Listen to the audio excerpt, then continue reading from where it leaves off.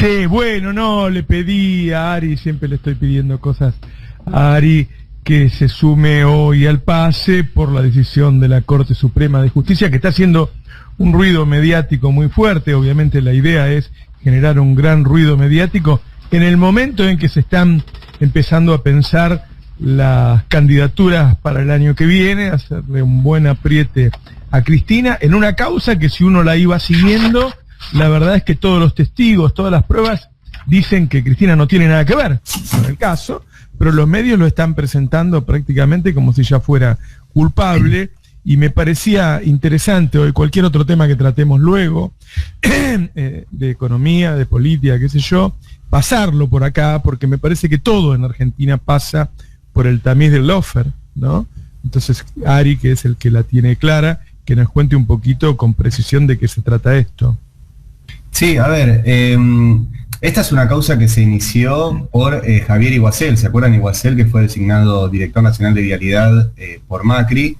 Y lo primero que hizo fue hacer una suerte de oficina anticorrupción paralela que funcionaba dentro de la Dirección Nacional de Vialidad, que en vez de investigar todos los contratos de obra pública, investigó solamente los de Santa Cruz, solamente los de Lázaro Báez y solamente en el periodo en el cual les interesaban para ver si encontraban algo. Y lo más interesante de esta causa es que no encontraron nada. O sea, la propia auditoría que hizo Javier Iguacel y que está en el expediente sobre 51 obras que se le entregaron a Lázaro Báez en Santa Cruz, no encontró una sola irregularidad.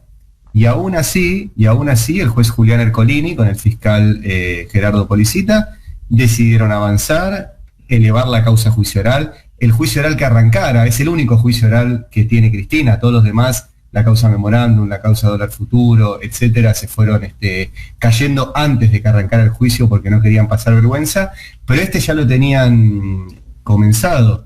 Y a mí me impresiona mucho, y también viniendo de lo que publicamos el otro día de los fallos de Rosenkrantz de sus ex clientes, cómo la Corte Suprema está avalando que las causas judiciales se muevan sin pruebas, o a pesar de las pruebas. O sea, en esta causa judicial no hay un solo dato que indique que Cristina le entregó una obra a Lázaro Báez. No lo hay. O sea, primero porque no lo decidía ella, segundo porque esto estaba 13 escalones por debajo del área jerárquica de Cristina, tercero porque no hay irregularidades, cuarto porque esto ya se juzgó en Santa Cruz y también archivaron todo porque no había ningún delito, y la única razón de que esto esté en juicio oral hoy es que intervino el juez Julián Ercolini en primera instancia y los jueces Borinsky y Hornos en la Cámara de Casación antes de que esto llegue a la Corte.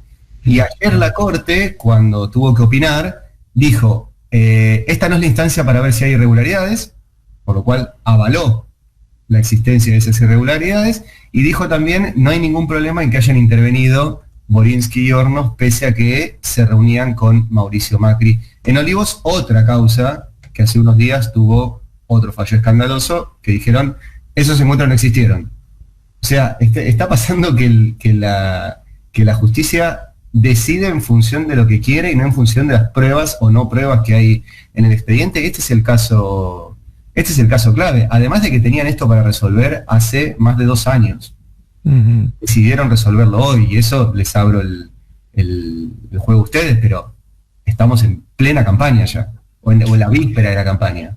Bueno, me parece claro que tiene que ver con eso, ¿no? Con buscar todos los modos de condicionar que Cristina tome preponderancia en el armado del peronismo para el 2023, tanto sea como candidata, como para jugar a favor de otro candidato, influye en su relación con el resto de la política, con el resto del peronismo. Yo la verdad, yo no sé si todos los actores de la política leen los expedientes, porque Ari lo ha escrito varias veces, igual que Franco, y es a ver, es un caso para dictar falta de mérito, como hizo el otro día Rafecas en una semana, digo, ¿no? Para que no se avance directamente. Y los tipos siguen avanzando como si nada. Yo no sé si van a llegar a un fallo de culpabilidad, pero lo que hacen es tenerte durante los periodos electorales todos los días con Cristina en la televisión y en los medios como culpable. Vos lo escuchás, no sé, a cualquiera de los periodistas de TN o de La Nación Más, y dicen la causa está plagada de pruebas. ¿no? Como dice Roa en Clarín, y que la gente que sabe. ¿Qué sé yo? Puede decir cualquier cosa, ¿viste? La vimos matando a un tipo, y bueno, se la vimos matando a un tipo. Digo, es de una degradación institucional y política, porque la verdad, si yo fuera un adversario político de Cristina y veo esto y leo el expediente, salgo y digo que es mentira. Yo lo que digo es que el lawfare está tan impregnado que en el fondo todo el que no dice que es mentira, todo el que no lo denuncia es cómplice. Todo el que no denuncia el lawfare es cómplice. Sea periodista, sea política, sea juez, sea fiscal, sea intelectual, sea cualquiera, es cómplice. Porque si vos sos, no sé, un radical y decís eso, decís, bueno, vas a tu abogado a ver, léeme el expediente, y dice, mira, acá no hay nada, esto es una farsa. Bueno, yo salgo y lo digo. ¿Qué importa que sea mi adversaria política? Yo salgo y lo digo.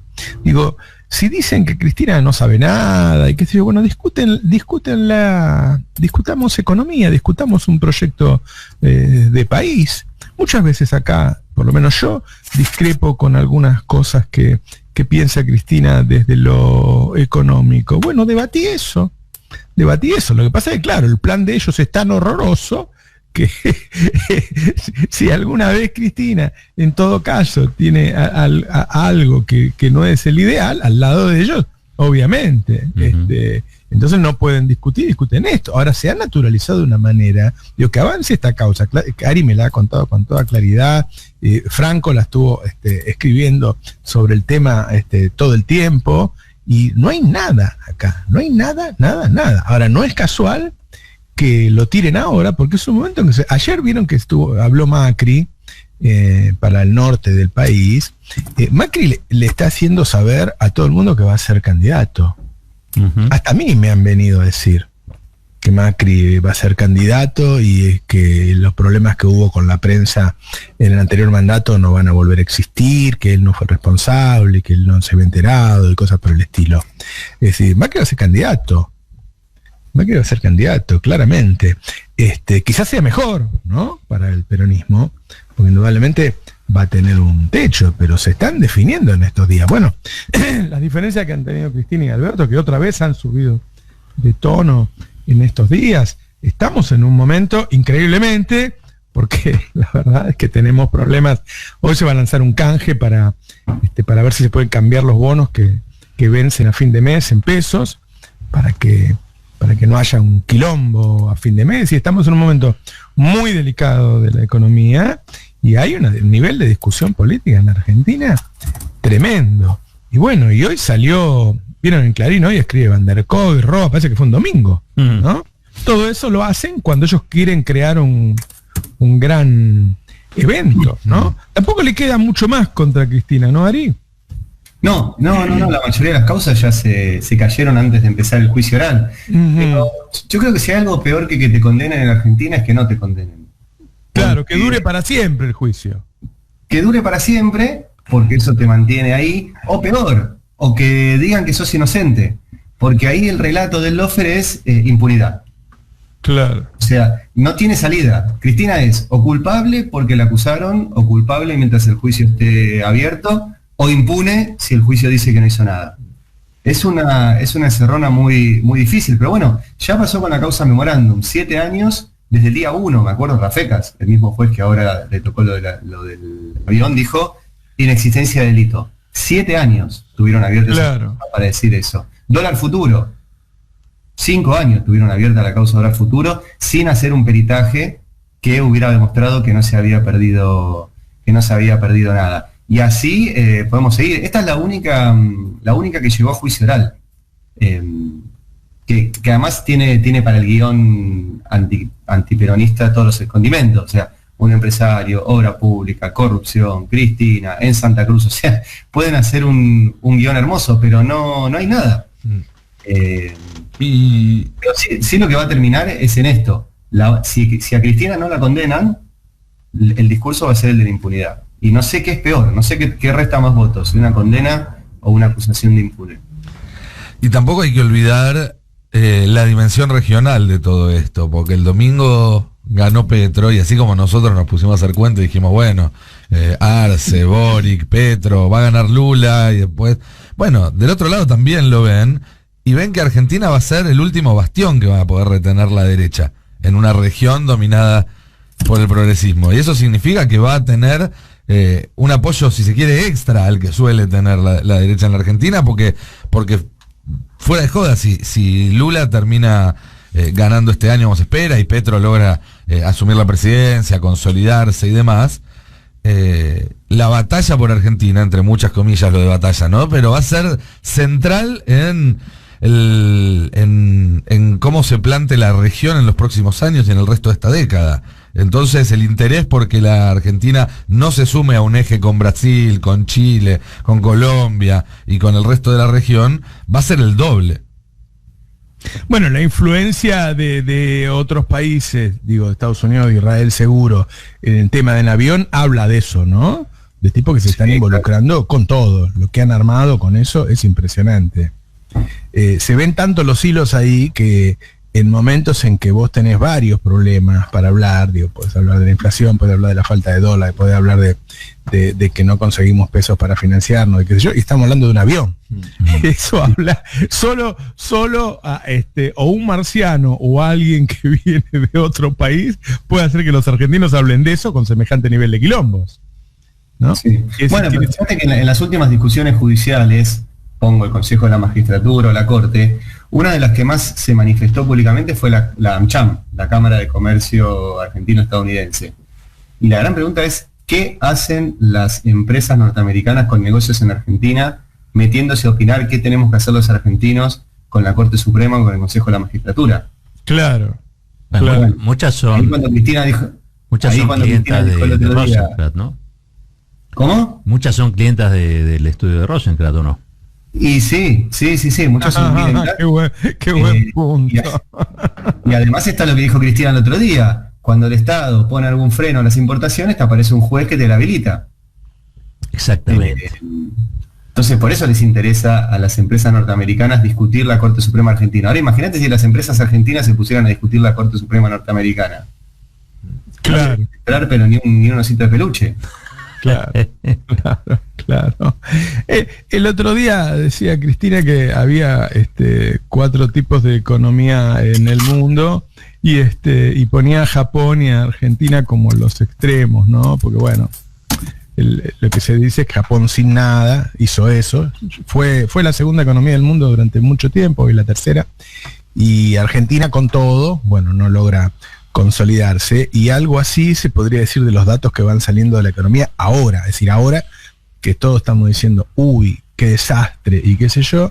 Ayer se conoció el crecimiento, más que crecimiento, hubo como que la aceleración del crecimiento, diría yo, de la industria, que creció casi 10%, creció 9,5% en abril con respecto a abril del año pasado, y creció 2,5 respecto a marzo. Es decir, imagínense, si creciera 2,5 por mes, crecería 30% anual. Es decir, está tomando una velocidad el crecimiento de la industria infernal, ¿no? Y después se conocieron los datos de la producción de gas y petróleo, pero ya ahí con aumentos del no tradicional del 56%, 57%.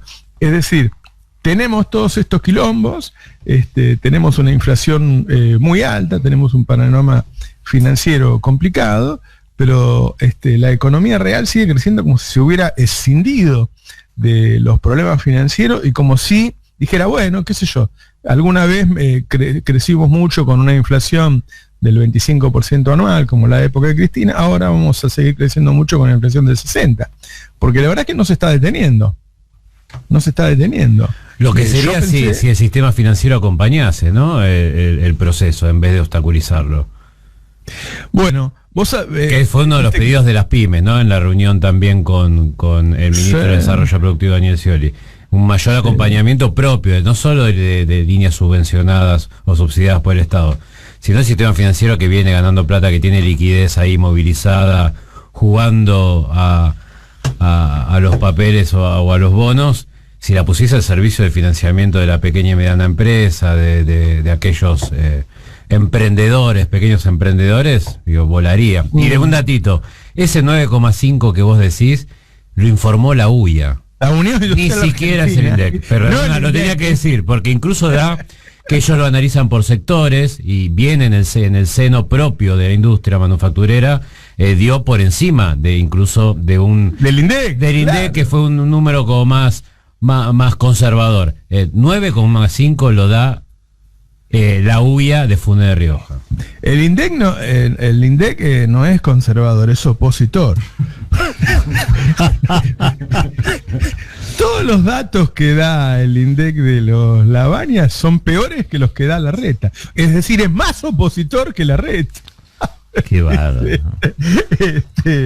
Hay que prestar atención a eso. Pero bueno, sí, claro, es un dato privado que, prestemos mucha atención a esto, porque se está diciendo también que ya ha bajado más o menos medio punto más el desempleo, así que ya está no en el 7, sino en el 6,5, con lo cual vos podés llegar a fin de año con el mismo desempleo que tenías en 2015, con los salarios más bajos, claramente. Ayer daba yo un dato que se publicó también el fin de semana en el Destape, que en el mundo hay 3.300 millones de puestos de trabajo, de los cuales 2.000 son precarios.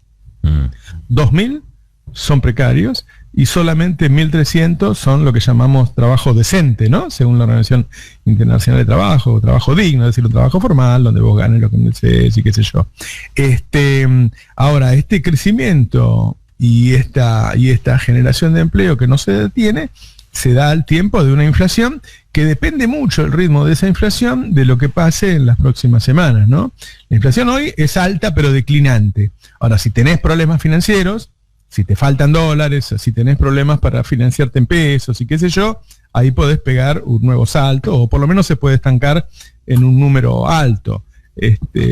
Yo no tengo la menor idea, sinceramente, si las encuestas políticas son reales o no, porque las últimas fueron de las peores, ¿no? En los dos casos, cuando gana Alberto, ¿se acuerdan cuando gana la PASO con 15, 16 puntos y todos pensábamos que era un error, no sabíamos qué era, estábamos ahí en el estudio y decíamos qué pasó? Porque O sea, 3 nada días que ver con- antes las consultoras habían salido a hablar de empate técnico. Empate técnico, decían, y había ganado el Frente de Todos por 16 puntos, y en la última elección también hubo una sorpresa, con lo cual es muy difícil saber qué dicen las encuestas.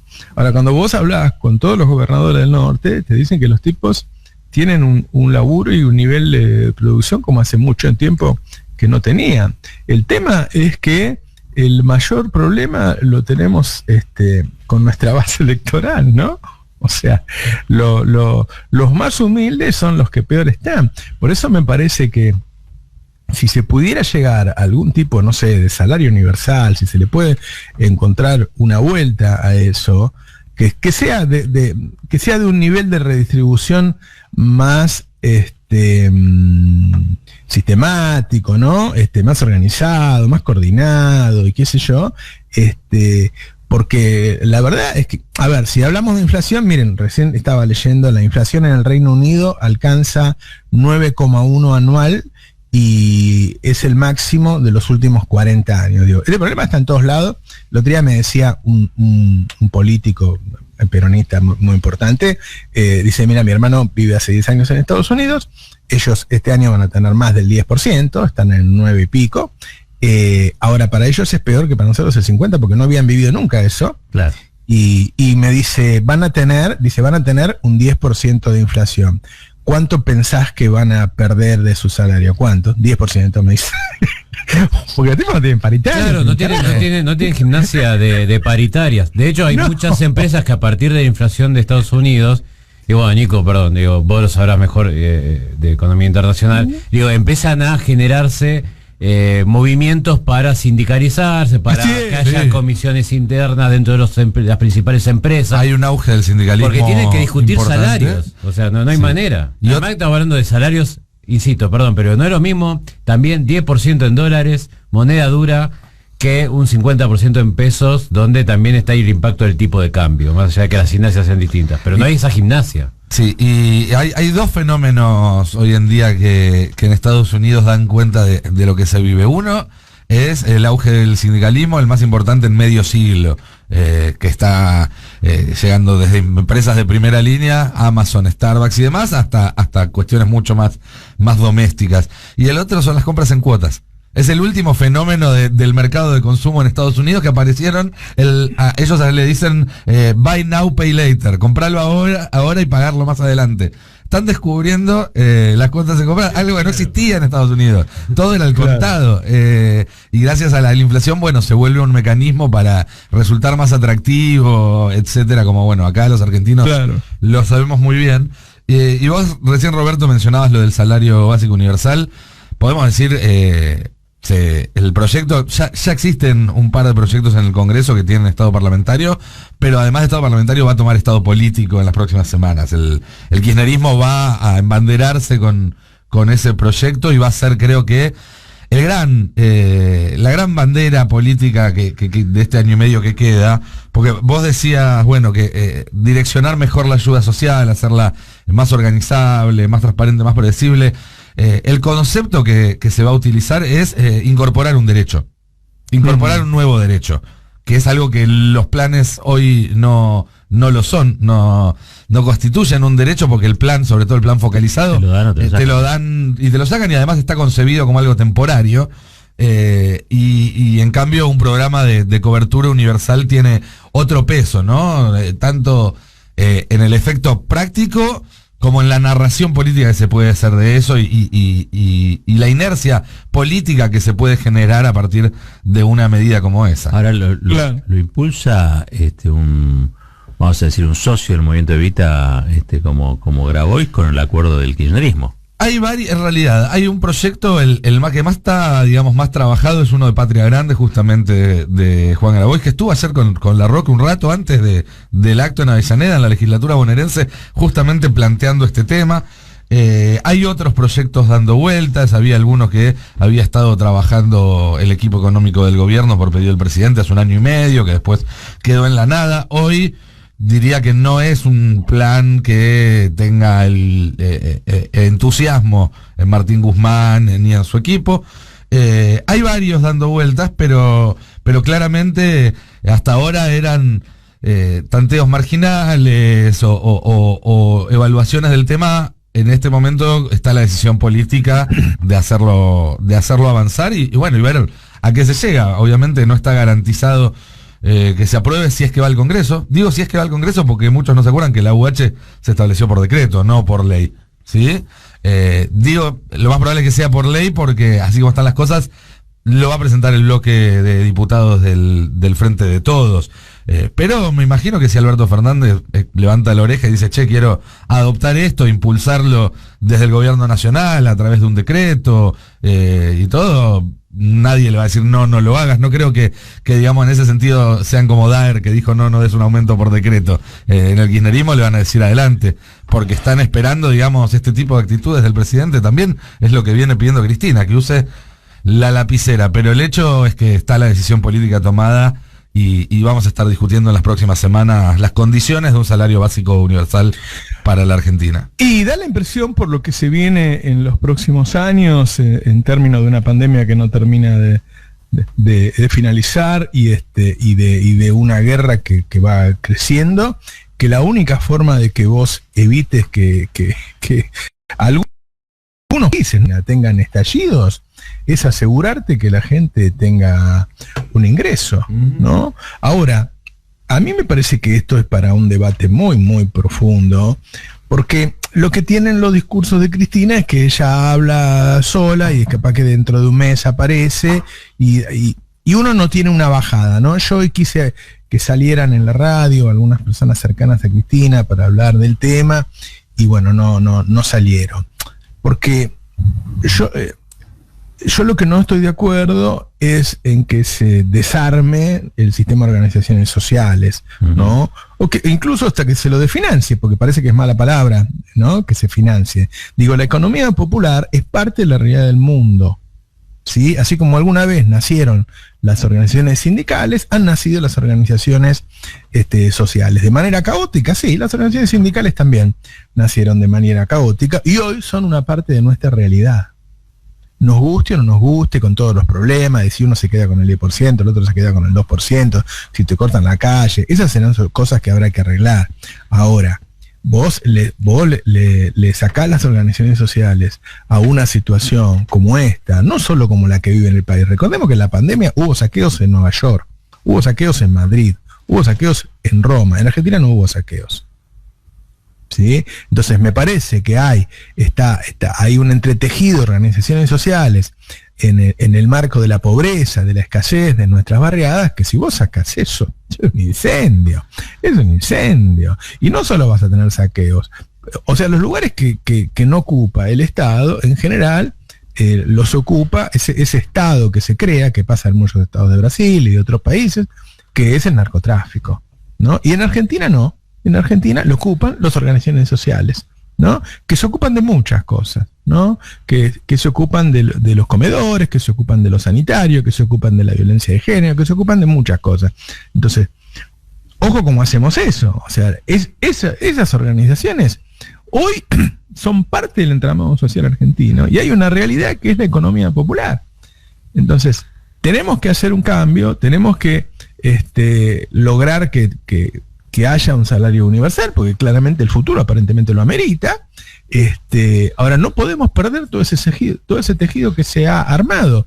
Y tampoco hay que tenerle miedo que alguna organización de esas tenga después una pata política. Y bueno, qué sé yo, la tendrá la pata política. Ahora, ¿puedo acotar algo que quizás sea un poco antipático y me den algunas puteadas? Si vamos a aceptar que la economía popular es parte de la estructura social argentina, como yo creo que lo es, y que en ese sentido las organizaciones sociales tienen un rol institucional muy importante de cumplir, que yo creo que lo cumplen, también deberíamos empezar a discutir la democratización de las organizaciones sociales, porque a diferencia de los sindicatos, no se eligen sus autoridades. Digo, la institucionalización. Sí. Digo, que las organizaciones sociales también puedan tener discusiones internas, que también puedan elegir sus propias autoridades y que no queden siempre bajo la misma conducción, porque no repitamos los mismos errores que se cometieron con los sindicatos, que sabemos que son una herramienta muy, muy útil, pero que también han sido una herramienta que ha servido para debilitar a la lucha trabajadora en su momento. Pero estoy totalmente de acuerdo con vos. Ahora, pensar que no son parte de nuestra realidad, qué sé yo. Pero no creo que nadie lo haya planteado en esos términos. Son parte de la realidad. Cristina tampoco lo planteó así. Me parece que Cristina lo que dijo es que los planes tendrían que tener auditoría del Estado. Pero también creo que Cristina lo que impuso es al Estado, más que a los movimientos sociales, al Estado la obligación de atender esos asuntos. Porque no puede ser que se privatice para que no entre el narco en el barrio, entonces fortalezcamos el movimiento social. No, el narco no tiene que entrar ahí porque no tiene que tener espacio, porque tiene que haber escuela, porque tiene que haber inversión, porque no tiene que haber hambre, porque no tiene que haber merendero. La verdad es esa, no podemos cristalizar o cronificar que una economía... A mí la economía popular, la economía social, yo a esta altura no sé si no tendría que tener o no un ministerio, pero en los hechos, si la economía funcionara bien, eso no tendría mucha razón de ser. Sería, como siempre fue, que llama un carácter organizativo. Para mí hay que volver a la vieja sociedad de fomento, ¿se entiende? En los barrios. La vieja sociedad de fomento, que era la que hacía estos trabajos, o el club de barrio, que era el que hacía estos laburos de... Pero eso ya hace 30 años que no está. Y además Cristina dijo lo que dijo. Si querés pasamos el discurso. Cristina dijo lo que dijo. Cristina dijo que hay que terminar con la tercerización. Dijo palabras muy claras, puso en duda la transparencia, qué sé yo. O sea, la auditoría. Hubo un ataque sobre las organizaciones, claro, porque si no, el ataque lo sintió Grabois, lo sintió Menéndez, no es que se peleó con el movimiento Evita, nada más. Yo no digo, a mí me parece bien que lo ponga en cuestión. Me parece que es un monto muy menor para hablar de eso, ¿no? Yo prefiero hablar de la transparencia de los subsidios, que son el 3% del PBI, que de esto, que es el 0,2%.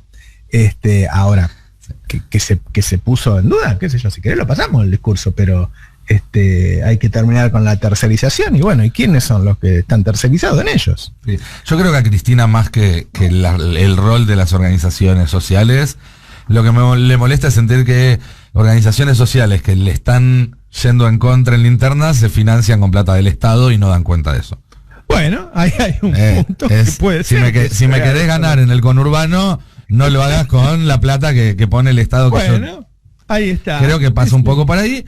Y lo que decíamos antes también, que es que ya Cristina, asumiendo que hay una interna dentro del peronismo que probablemente se resuelva el año que viene, en una interna o por walkover, porque alguna de las partes que deciden no presentarse una interna porque ve que es muy minoritaria, se está acercando a los gobernadores y a los intendentes, que son históricamente el polo de conflicto con las organizaciones sociales en el territorio.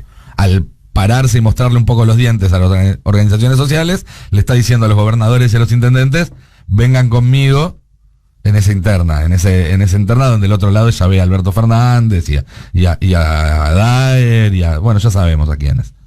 Sí. Y a y a algunas de estas organizaciones sociales, por supuesto. No, a mí me parece que el salario básico universal sería una salida a todo esto, pero me parece que hay que institucionalizar, digamos, no solo no negar, sino que institucionalizar la economía popular. Y la verdad, qué sé yo, mira, yo me crié con todo eso, Robert, y creo que zafé, porque amigos míos terminaron en cana, qué sé yo, por el club de barrio y todo eso. El viejo tejido social, digamos, ¿no? Bueno, pero no existe. Pero hay que yo creo que hay que reconstruir. Bueno, pero eso será a largo plazo. Estamos hablando de fenómenos sociales que llevan mucho tiempo. Yo lo que digo, ¿qué haces? O sea, retirar las organizaciones sociales y poner un club en el barrio, ¿no? No, yo lo que creo que sí es interesante, digamos, debatir y discutir, porque eso sí es una creación de la exclusión.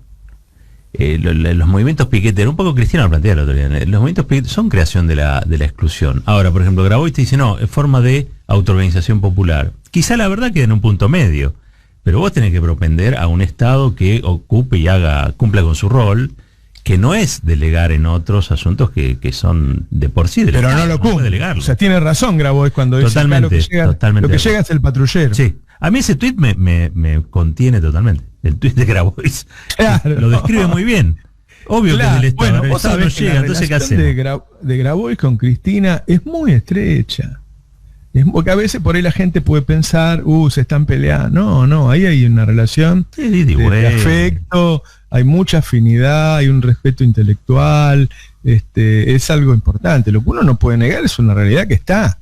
Son muchos años, porque el tiempo no pasa igual para todos, ¿no? Los 4 años de macrismo, y esto ya 2 y medio de Alberto, con pandemia y con guerra, son casi 7 años que para la gente humilde debe haber sido un siglo. Sí. Un siglo.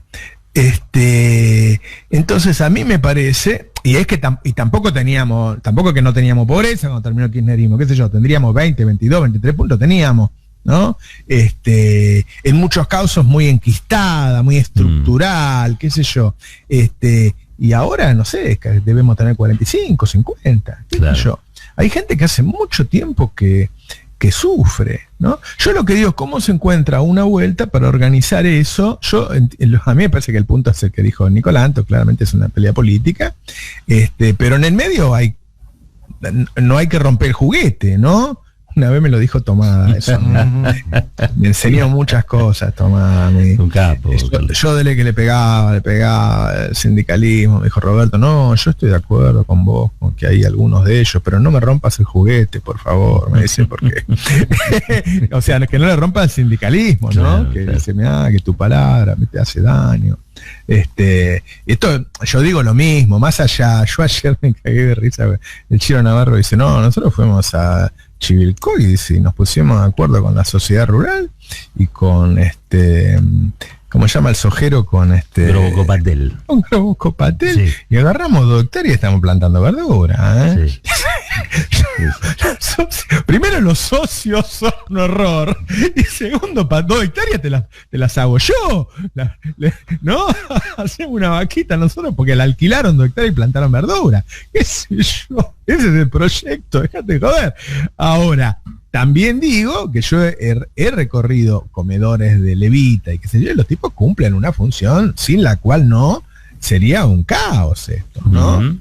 Sería un caos. Digo, nosotros hemos pasado una situación tanto o peor que la de 2001 y no tuvimos los estallidos de 2001. Y yo creo que eso tiene que ver en parte con el desarrollo territorial de estas organizaciones. Entonces, bueno, habrá que encontrar el punto justo de eso. A mí me parece que hay otras urgencias, qué sé yo. Me parece que nosotros, el peligro de que vuelva a la derecha es tan grande, es tan horroroso, el peligro de que vuelva a la derecha en este contexto en donde se van acumulando capas de odio, ¿no? Y no solo en la dirigencia, digo, en la dirigencia política, en los jueces, los fiscales, en los periodistas y en parte de la sociedad que se ha nutrido. Acá hay jóvenes que se han criado en el odio, ¿no? Que se han criado en el odio. Yo tengo una familia conocida, que los vi crecer a los hijos escuchando a los padres con odio todo el tiempo. Y hay que evitar que vuelvan de todas maneras. Hay que evitar que vuelvan. Y la verdad que el problema que tenemos hoy es la inflación. Porque si vos tenés un país, que guarda que hay pocos países que están creciendo y generando empleo en este momento, porque es un momento de estanflación en el mundo, es decir, de recesión con inflación. Si vos tenés eso y decís, bueno, habíamos llegado al 7%, ahora debemos estar en el 4,7, 4,8 de inflación. Bueno, dale, loco, pongamos todas las pilas para bajarla al 3 y tratemos de ganar las elecciones, ¿viste? Me parece que esa es una discusión que nos puede meter más ruido. ¿Qué sé yo? Ahora entiendo, claro, lo que dice Nico, que dice, bueno, si Levita le pone un candidato en la matanza a Cristina, qué sé yo. Sí, el tema también, Roberto, de que Cristina ayer habló de planes, ¿sí? Que cobra un montón de gente, y de 600 empresas que se llevan el 75% de los... Bueno, ese es el problema. Y el monotema mediático, no porque no sea un tema, pero el monotema mediático, o sea, de lo único que estuvo ayer en los medios, fue esto de los planes. Me imagino que porque de esos 600 empresas ponen mucha plata en medios para que no se hable de eso, pero...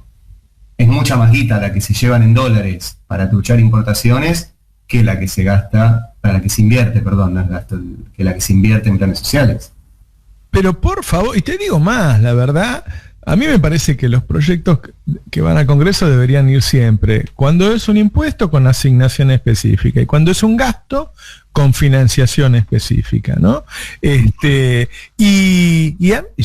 yo fuera un gran empresario, y me dicen, mira, la verdad es que vamos a tener algo que va a hacer que todo el mundo tenga un ingreso, que entonces no va a haber hambre en el país, va a bajar el nivel de conflictividad social, seguramente va a bajar el nivel de inseguridad, y yo te lo voto con las dos manos. Si tuviéramos una burguesía nacional como la gente, porque a mí me parece que se empieza a convertir con el avance de la tecnología, el avance de la inteligencia artificial, que se va a quedar con millones de puestos de trabajo en los próximos años y qué sé yo, si nosotros no buscamos algún tipo de cobertura, hasta encontrar una solución más global, ¿no? Porque la gente necesita... O sea, tiene que haber empleos para todos, ¿no?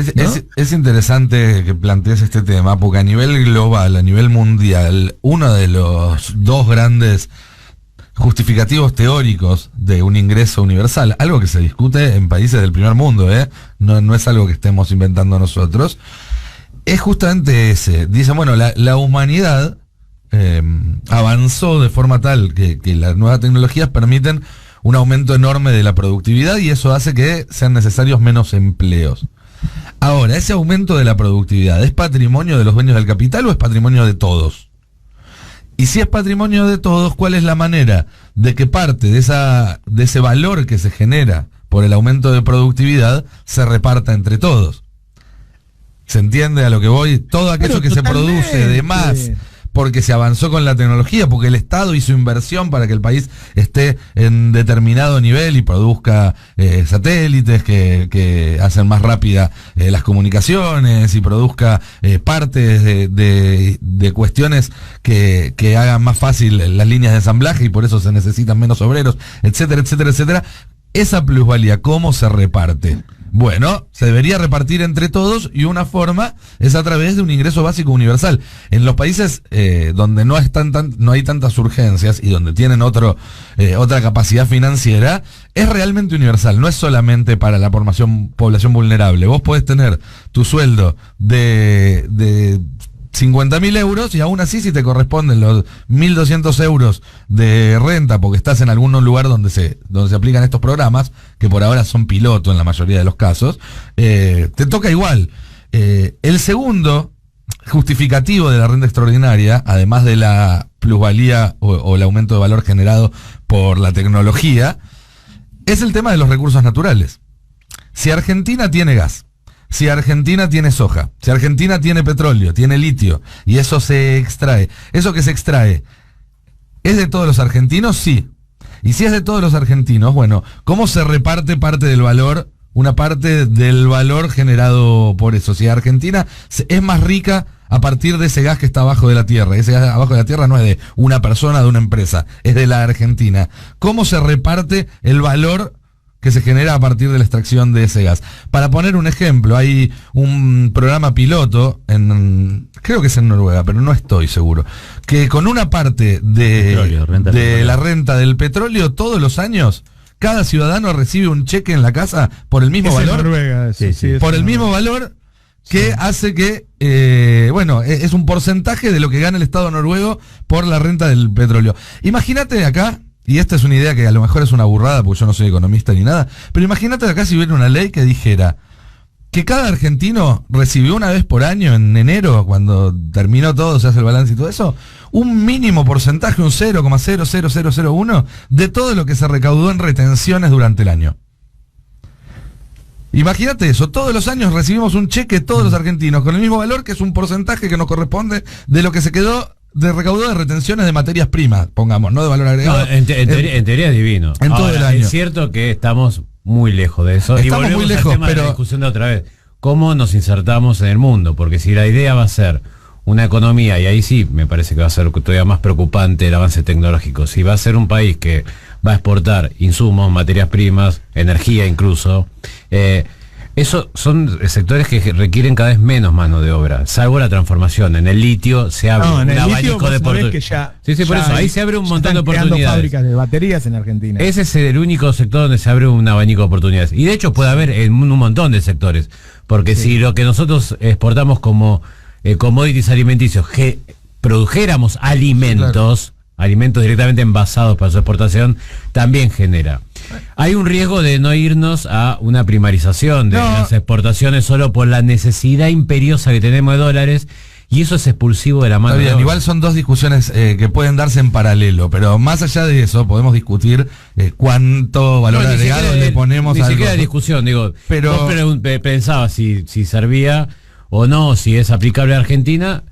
Es aplicable en cualquier lugar. Entiendo que cada vez es más complejo cuando está más concentrado o es más expulsivo. No, pero eso es lo que se va a definir en los próximos años. Es decir, si todo este desarrollo, yo lo que vi recién del crecimiento de gas y petróleo, que es imagínate, un crecimiento 50-60% anual, es presente. Vaca Muerta no es futuro, es presente. Por eso. Si todo eso y lo del litio queda en manos de un gobierno nacional y popular, y bueno, es muy factible que sirva para el desarrollo y para la distribución. Si todo eso lo va a explotar un gobierno de derecha, es muy factible que no derrame ni una sola gota. Pero ahora, también para redondear la idea, si hubiera un mecanismo como ese o parecido a ese que asigna directamente al bolsillo de cada argentino un porcentaje de lo que se recauda, por ejemplo, en retenciones, ¿no sería mucho más fácil dar la batalla ante la opinión pública de subir las retenciones?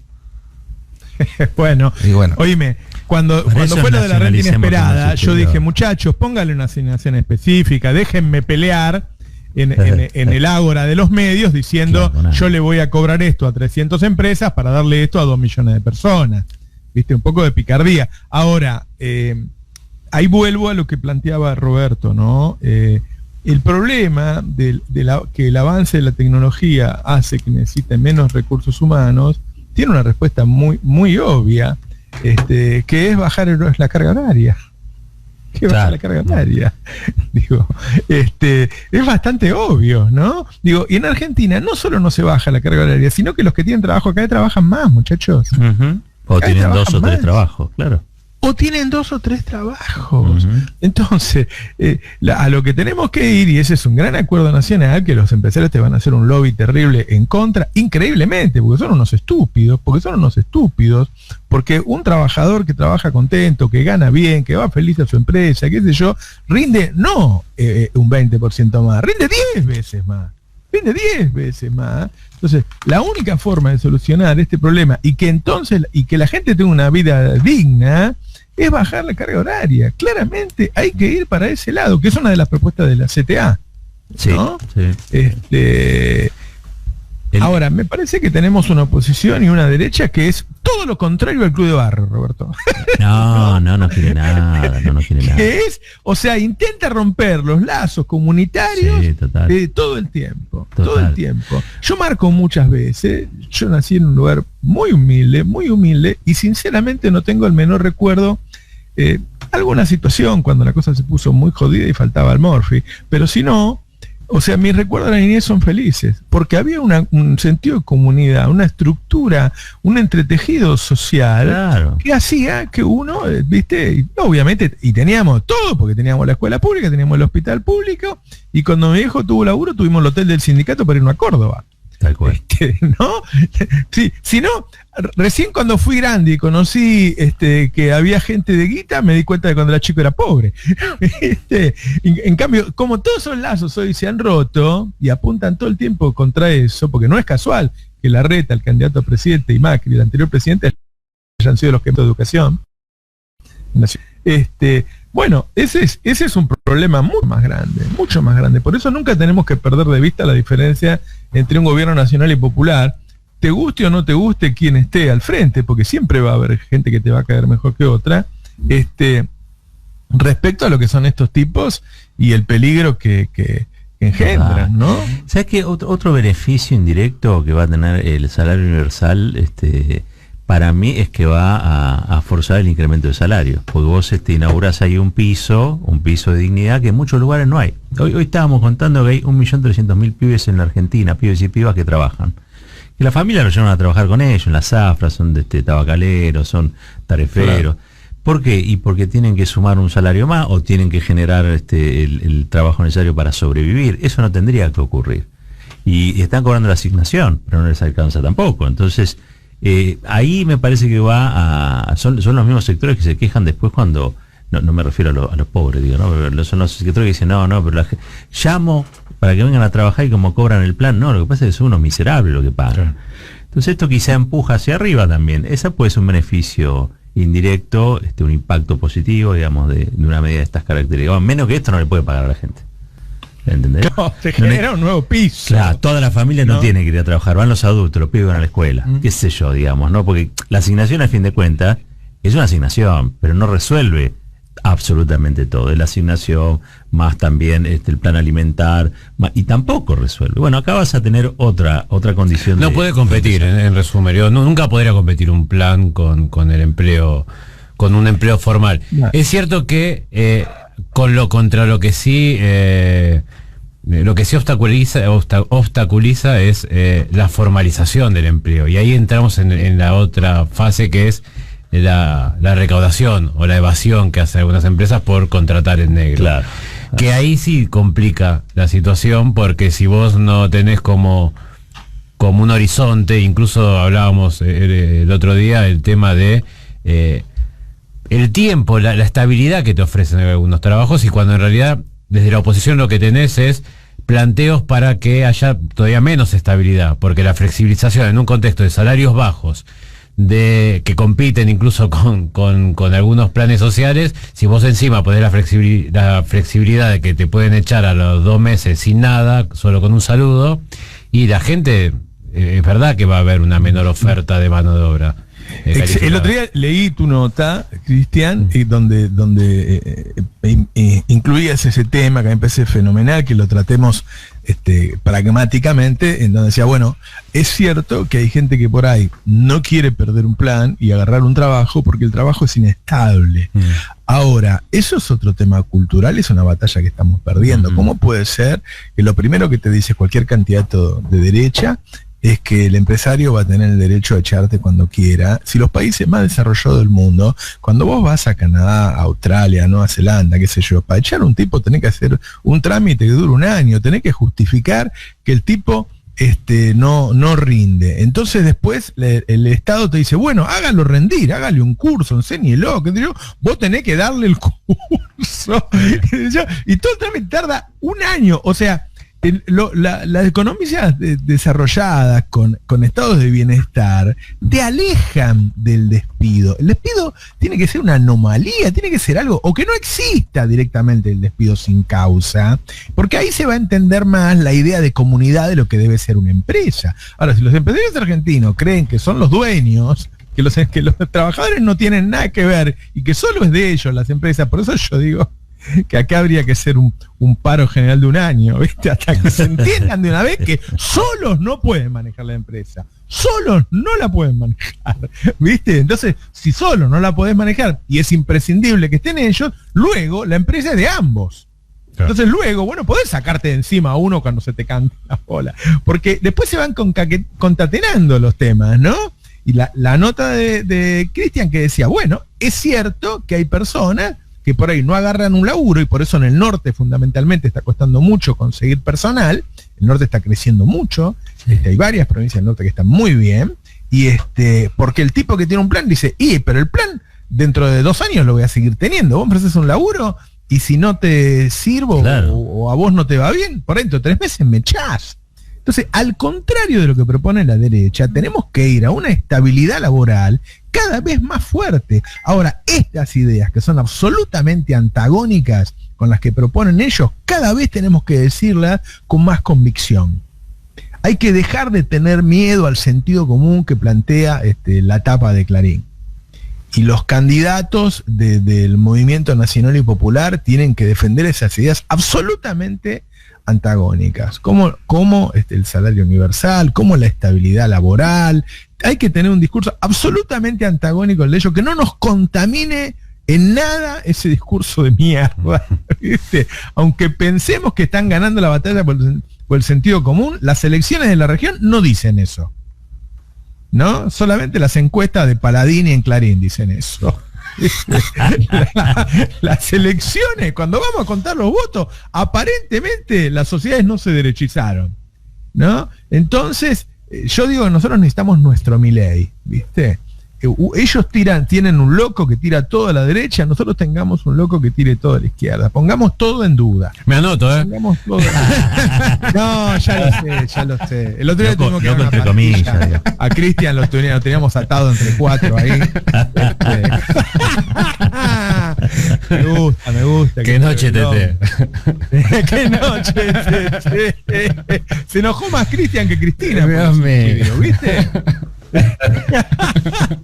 Le vamos a decir a Cristina que lo sume como uno de los asesores económicos. Un loco, necesitas un loco. Necesitas un loquito.